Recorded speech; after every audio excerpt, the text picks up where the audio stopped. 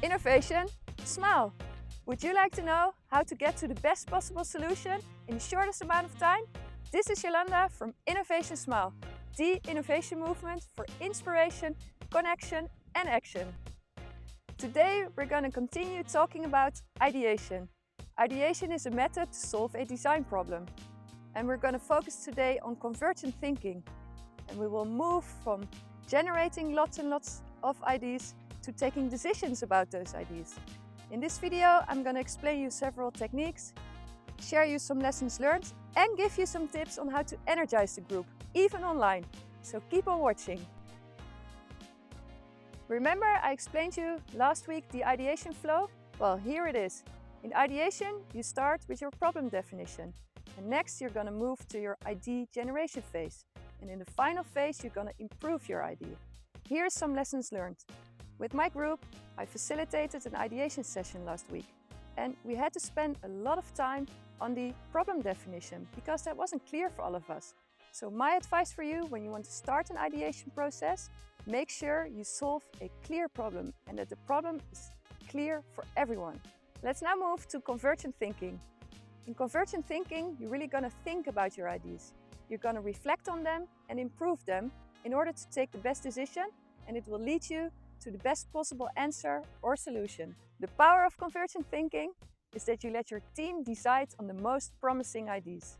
And the benefits, it will lead you to solutions really quickly and it will speed up the decision-making process. Let's now move on how to analyze and narrow down ideas. One technique that I like to use is the hit and dot voting. Give each team member 3 votes and let them select the most promising ideas.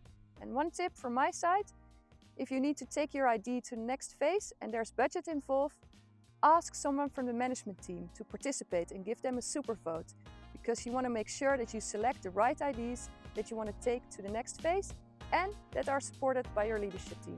So when you have generated lots and lots of ideas and your whiteboard is full of crazy and innovative ideas, what to do next? Well, use the C-box technique. This is a really easy way to select the most promising ideas. I'm going to explain you now. Next to me you see the C-box quadrant or the C-box 2x2 matrix, which is a matrix defined by your most promising ideas versus your non-original ideas and your non-achievable versus achievable ideas. So select those ideas that are both promising and original and achievable. This will give you as a team the overview and more confidence that you select the right ideas and bring these to the next phase. When you've found your most promising idea, you can develop this idea into a concept. And one way of presenting this concept is use the ID format, where you're going to describe the result of your brainstorm. And one technique of doing this is use points. In point, you highlight all the opportunities, the issues, the pain points, and the so-called new thinkings about your idea. And this format is an easy way to present your idea or your concept to your leadership team. Now I've explained you some techniques on the convergent thinking process. And when you're going to practice convergent thinking with your team, keep in mind that the energy level of your group is going up and down all the time. And here are some tips on how to energize your group. Here's my first tip.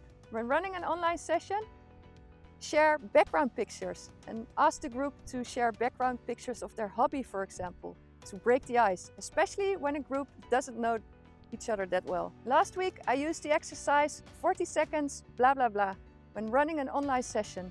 And this was a great exercise for me as a facilitator, because I started this exercise, I gave everyone in the group 40 seconds to share their thoughts, to share their ideas, their questions or remarks about the topic that we want to solve. And this was really helpful because it really immediately got the attention of the group and everyone got their heads around the challenge.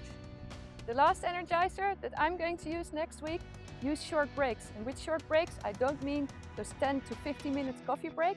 No, just play a song that you like as a facilitator and let the people or let the group move and stand around, because we're sitting all day long behind our desk.